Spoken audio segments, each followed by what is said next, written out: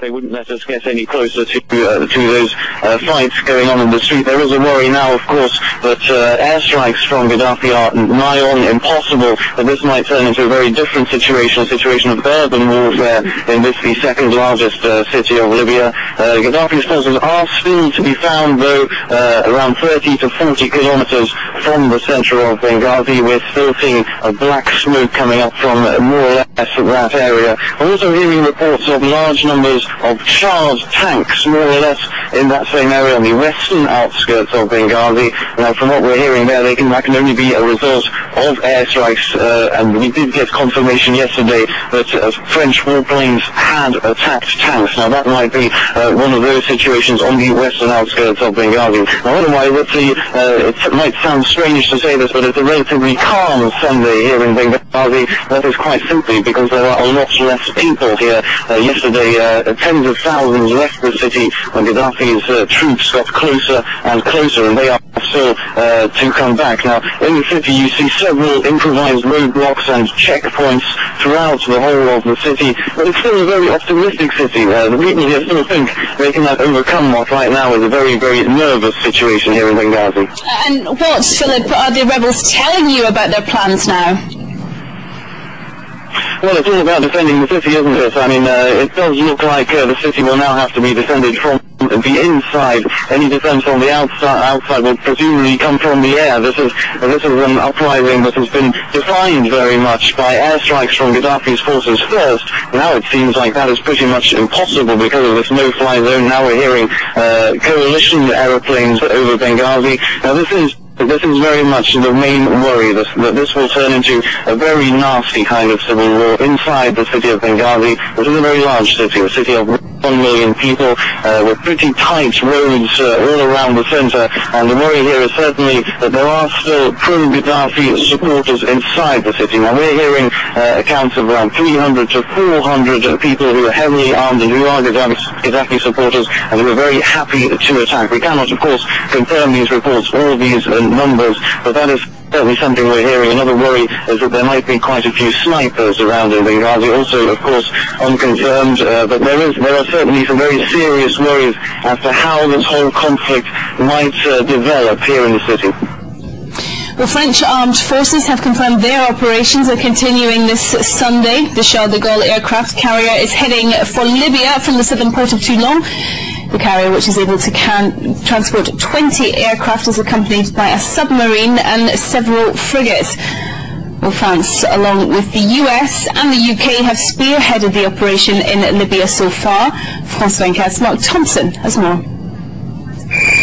As President Sarkozy announced the deployment of Allied air forces, the first military jets take off from France, destined for Libya. A unified attack on Gaddafi forces, with French pilots on the front line.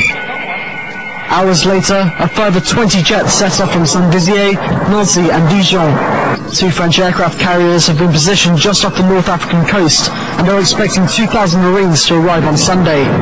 But although France is on the front line, it is not alone. British Tornado fighter jets have set off from Scotland en route to Sicily.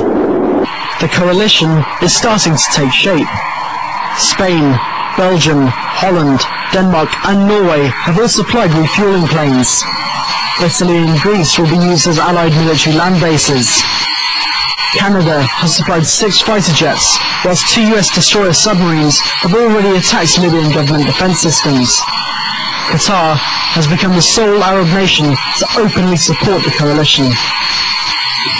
Well, we're going to look in a little more detail now at the British position. I'm joined by Alexandre Vautravers, who is in London. He's the Director of the International Relations Department at Webster University in Geneva. Welcome to France 24. Militarily speaking, how involved has the UK been? Well, certainly the capacities are not what they used to be, and about a 30 to 40% cut in the defense budget over the last 10 years has taken its tolls. As you know, the UK has no more aircraft carriers. Many of its destroyers are at sea today without air defense weaponry, and this explains the UK-French partnership that you have, of course, very much publicized earlier this year. And what exactly are British forces targeting in Libya this Sunday? Well, essentially, you have three types of assets that have been used. Essentially, the Tornado GR4, which are ground attack aircraft. They have been used with relatively long-range standoff precision-guided weapons, the Storm Shadow. They can also be used in the future days and weeks with shorter-range precision-guided munitions called the Brimstone. This has been the main asset that has been used. We can also talk about air defense fighters, the Typhoon, and of course we need to talk about a series of force multipliers. We've talked about radar, airborne and warning control aircraft. We've talked also about transport capacity, and we haven't talked about an important element, which is the I-STAR, which is the network that puts all of these weapon systems together. But what are they targeting in Libya? Essentially, today the target of the Royal Air Force has been air bases and air defense systems, not so much the shorter range tactical weapon systems, tanks and artillery. Now, the US has been quick to say that a ground offensive in Libya is not on the cards, but do you think it could come to that? Well, I think that you have to distinguish two very distinct fronts. One which is the Eastern Front, which is Benghazi, and here collaboration and support and perhaps militarily close-in air support by coalition forces could be used. In the case of Tripoli or the west of the country, we have a completely different situation and system, and most of the actions that have taken place in that area have been by countries, nations other than France and Great Britain, in particular the United States, which have a different interpretation of the mandate. But would the UK be willing to sign up ground troops if it came to it? Well, the mandate of the United Nations Security Council Resolution 1973 doesn't mention it. Certainly there is no invasion, there is no occupation that is warranted here. Of course, I would say, and I'm not an international lawyer, I could say that the exception may come if there is a partition of the country. And finally, what kind of political response is coming out of the UK on this? Well, I will say that today, just like in 1982, just like in 2003, there's certainly a lot of coherence and standing by around the government and around the armed forces.